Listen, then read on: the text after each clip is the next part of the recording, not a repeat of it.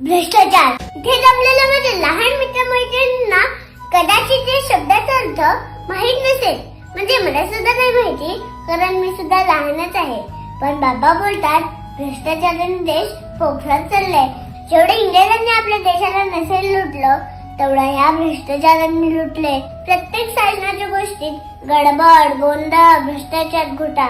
ह्यांचे घोटाळे करोड, 100 करोड, 1000 करोड, हजारो करोड.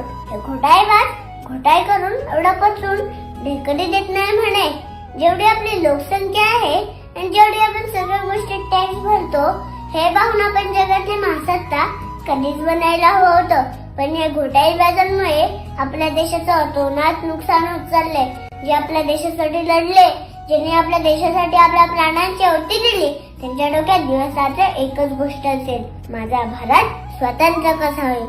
आणि या घोटाळेबाजांच्या डोक्यात दिवस-रात्र एकच गोष्ट असेल, आपल्या सदृढ भारताला लुटून कुपोषित कसं केलं जाईल. आणि हे सगळं ते आरामात करू शकतात, कारण त्यांना माहित आहे भारतातील भोळी भाबडी जनता गांधीजींच्या 3 माकडांप्रमाणे आहे.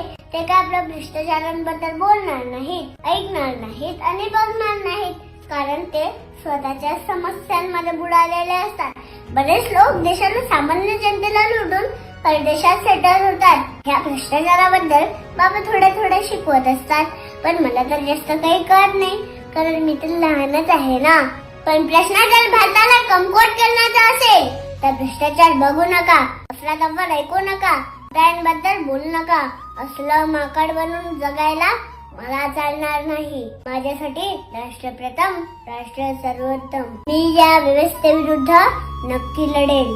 धन्यवाद.